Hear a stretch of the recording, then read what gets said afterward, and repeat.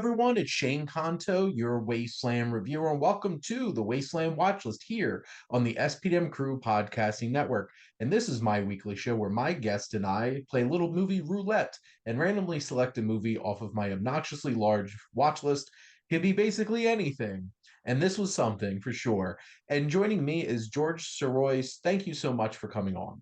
Thank you so much, Shane, for having me. Absolutely. So, George, if you'd like to shamelessly plug anything before we get into talking about The Lady Pays Off. Yes.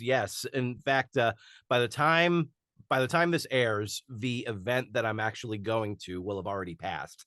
But but this week I'm actually heading over to the Austin Revolution Film Festival as a nominated screenwriter. My short film script was nominated for Best Short Sci-Fi Screenplay, and it's between me and two other people. So I am crossing my fingers. I'm hoping that that this script really finds its way to that award. If not, it's a just a real privilege to be nominated. And in addition to that screenplay, I'm also an author. I'm an audiobook narrator, a podcaster myself. The show that I do is a weekly interview show called Excelsior Journeys, and you can find that everywhere on all the different podcast platforms. And for more on me, just head over to he'sgotit.com.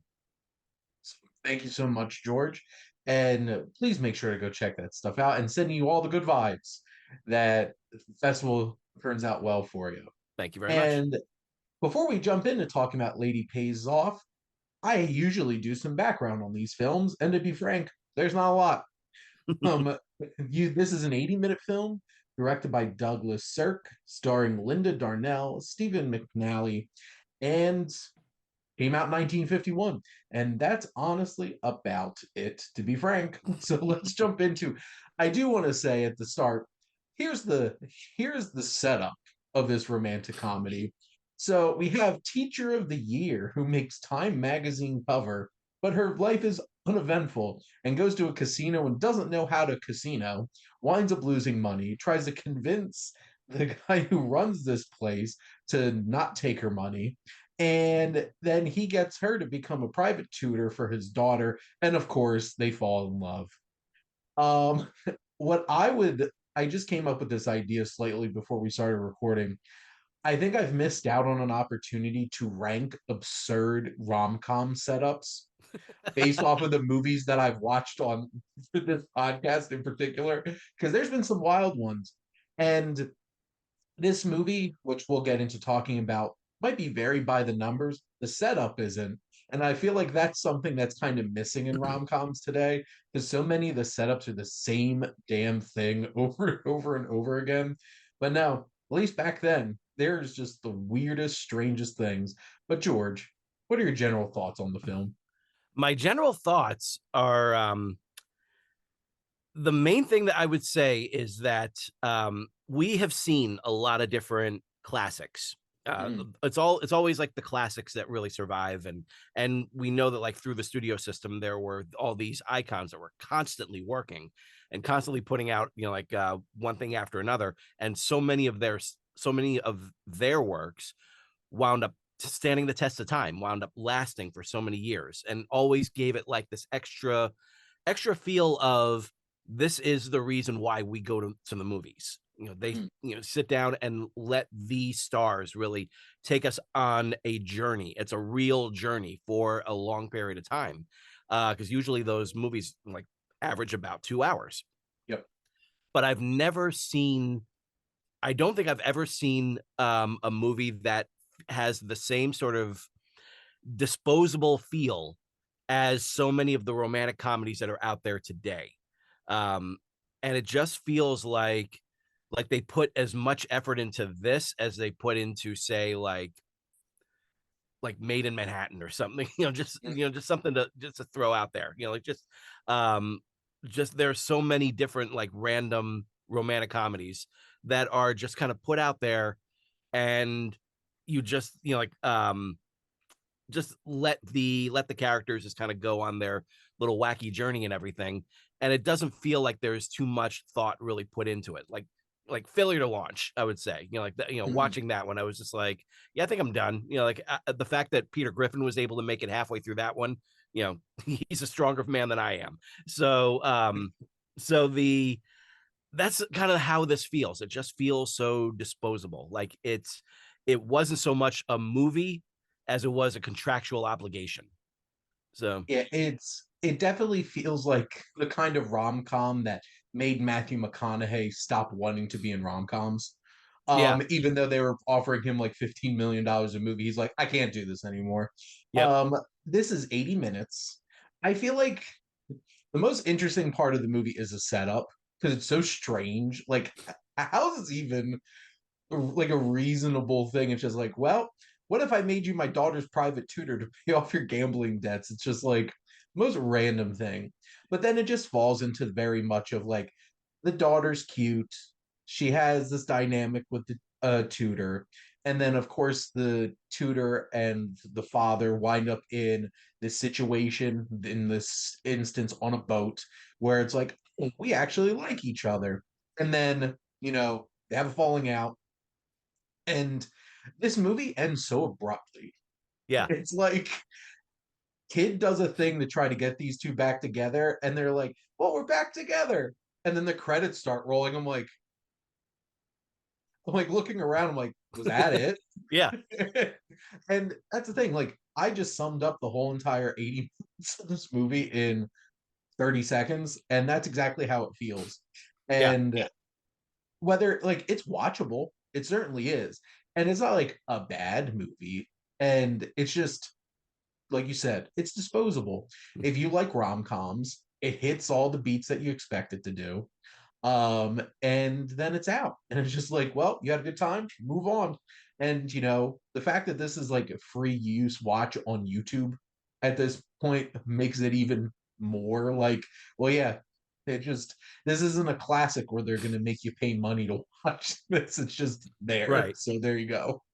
Yeah, it definitely plays like the kind of discs that would be a part of like a 2 disc set that has like 50 different comedies on there. So Yep. it's basically just like it's the equivalent of a seat filler.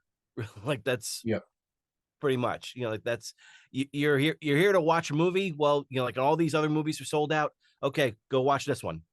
Like the basic thing you can say that it has in common with them is it's a movie. So Exactly. It is indeed.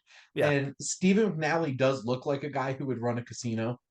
yeah, Um, and acts like a guy who runs a casino who hmm, just happens, and like the young actress who plays the daughter is cute.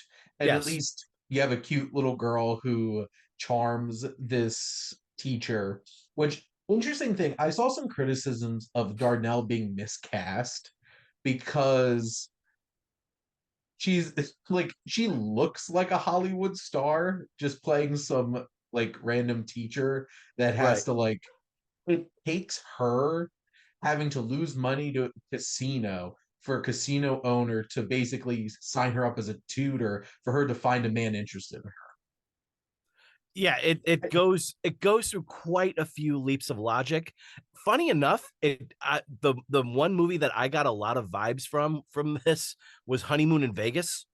Um, Interesting. and because like you take Nicolas Cage and Sarah Jessica Parker and put Yeah. them together into someone who is very careless with what she's doing and allows herself to be put in the situation, and it really does feel um like that sort of vibe. Only funny enough, you know James Caan's vibe was much more, I guess, to say like more, I don't want to say honest because the guy really did have honest intentions, but it did feel like that was his James Caan's intentions were more for, like more fitting for a movie, Yeah. you know? Well, and this definitely feels like this would have been a more memorable film if they did get bigger stars in it. Yeah. And it feels like that kind of film where it's like, well, you have a script, it has some basic beats that people are looking for in rom-coms, and I feel like if this had some bigger names in 1951, it probably would have been more memorable. And I feel like that's the gist that we get today is like, sure, they got some big name people in this, but this is so generic and forgettable that it is what it is. This definitely would have been either a Netflix or a Hallmark release. I feel like if this Oh, came out definitely a today, Hallmark. Definitely a Hallmark would Hallmark. Yeah. It would have to 100%. take place during Christmas, but yeah, it would definitely be a Hallmark release. Exactly. She's on Christmas vacation from school, goes to the Yep. casino, and then Yep. over a course of a week, she's trying to tutor this girl over Christmas. But I So, do have to give the movie credit by just mhm, saying like um by really going for it in terms of her character, yeah, because like these a lot of movies these days, and I'm not gonna be like agenda pushing or anything like that. I'm gonna just say like the way that so many romantic comedies are these days, and the way they've been for the past several decades, is the guy does something stupid that puts the girl in this really terrible situation, and she is walking herself right into that situation, yes. and is very brash and Mm. very like open with her feelings and everything. She doesn't come off as a typical um romantic comedy love interest. Well, and She that's is, which I actually kind of admired that opening scene with talking about her getting that teacher of the year award, and being asked what is it that you need to, what is it that the parents need to do as well with their children as you have with theirs. And she says something like a shot of whiskey and a bottle of Valium, or something like that. And that got my attention. I was like, oh, we're going over there. Okay. yeah.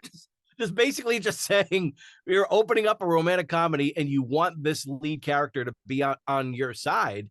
Mm. You want to be on this lead character side, but she starts off with, I hate your kids. That's Well, I give and it credit. That's pretty good. and the fact that she obviously is intelligent. She is a teacher, but she does something so naive because she's in a situation she's not familiar with. Yeah. And I do appreciate that. That's a good point that you bring up is that like she doesn't necessarily feel like your standard kind of character that you get from a lot of romantic comedies today. Hmm. But at the end of the day, this was a watchable, disposable 80 minutes of your time. Hmm. And if you want to watch something a little bit romantic with somebody, it's right there on YouTube. That's not going to Yeah. cost you anything. And Right. it goes by and it's some fun along the way. But I Yeah. guess George, do you have any other thoughts that you wanted to throw out there? I would say like I'm curious that that they would make the teacher apparently so bad at math. I do get a kick out of that. The fact that she kept on saying, "Oh, I thought these were $1 chips." Was she covering the two zeros with her thumb or something when she put them down? Like I don't get it. It was as blatant as humanly possible, just saying these are $100 chips. There's no decimal point after Yeah. the one. Did she look at like a scrap of dirt or something and look at that on the chip and just like, oh, this is only $1? Like I don't get that logic at all. You have to take some serious um suspensions of disbelief in order to see to really kind of get on board with this premise. But I will say that the one thing I did like about the guy is that um he was very honest and forthright with everything that he did. And I loved the never give a sucker an even break scene. That was a great scene because it showed that the um that it's still going to take a while for the girl, for for this teacher and everything to really actually make that change, because Yeah. she was so willing to just like walk, just once the IOU was burned up that she thought was hers, and she's ready to just like, and is ready to like announce her departure and everything, and really dig it into the guy for this. and then he goes and pulls out the real one. I actually got, like, I smiled from that. I was just like, very good, very good. That's a nice little nice little redirect there. I thought that was very interesting. I think that was probably the best scene in the movie because Yeah. it was very interesting. And here's the thing: you don't become the owner of a casino without knowing how to play some games. Oh And yeah. he plays her very well, and Yes. that scene really plays off that way. And there's a couple of scenes that stand out in this film, and that's definitely one of them. But McNally does a good job. Darnell does a good job. Gigi Perot, young daughter, does a good job being cute. Hmm. Yep. All you need from her, be a cute little girl. Yep. And yeah, Who is so just depressed, who is just seemingly depressed. And I would think, like, if it the way that her illness is being brought up, if it sounds like she was like physically ill. mm, So the fact that they bring up depression, I actually kind of admired that a little bit. I was just like, huh, they're they're they're putting the spotlight on something that normally doesn't get the spotlight. And yeah. it's something that a lot of people, I think, can really identify with. So there were more pluses than I thought there would be. As disposable as this is, like we said, hour and 15 minutes of your time, you're in, you're out. It's all good. And I appreciated that there wasn't so much miscommunication that guided Mm, the running time, because like that's usually what happens. Um, but I also, kind of got a kick out of how the former lover mm. gets thrown into it. And that's very, very much in the style of the typical romantic comedy. Um, Yeah, that was definitely one of those tropes that yeah, popped up that it's like you see that a lot. yeah, And you see that a lot of like that big city girl comes to small town and there's a woman in this small town that's always been smitten with this guy, but he hmm, has eyes for big city girl yep, coming into the story. And that those are definitely some of the elements where it's just like we've seen this a lot and rinse dry repeat in a lot of modern romantic comedies. But I do appreciate your point, George, that like this is certainly the blueprint for modern oh yeah. romantic comedies. it And reminded not it reminded me of when I saw a random analogy here. It reminded me so much of when I saw From Russia with Love. And I'm mm, just like, oh, that's where this came from, and this came from, and this came from. And you can see like where all of the tropes of the spy genre, yep. and especially the James Bond films, the James Bond template, were laid out. So that's kind of the way that I felt with this. It was just like um nowhere near as good as From Mm, Russia with Love. I still rank From Russia with Love as my number one Bond film. Um but at the same time, like I got a kick out of seeing like it's like going through like all different types of multiverses, and you get to that prime universe where yeah. everything really started. And that's pretty much what this is. So this is rom-com prime. Yep. I do appreciate your point about From Russia with Love because that is the blueprint for Yeah. James Bond movies, beat by beat by beat by beat, Oh and yeah. still one of the best. So certainly agree there too. But yeah, so if you're in the mood for easy going rom com that's an hour and 15 minutes of your time on YouTube, go check out The Lady Pays Off. But George, thank you for coming on and having this discussion about movies with me. Yeah, this was a lot of fun. And thank all of you for listening. Make sure to like, comment, and share on this episode. What are some of your like those older rom-coms that you appreciate that, might not get the same attention as like some of those Billy Wilder ones, like Some Like It Hot or The Apartment and stuff like that. Kind of fly on the radar and, you just enjoy a good time. Make sure to follow or subscribe. And wherever you listen to your podcast, the SPNM crew is ever growing, bringing on new guests and starting some new shows. So if you want to be a part of it, make sure to reach out. And if you like our logo, make sure to check out HiFlyer Creative for all your digital marketing needs. But most importantly, thank you as always for tuning in and supporting the Wasteland Watchlist here on the SPDM Crew Podcasting Network.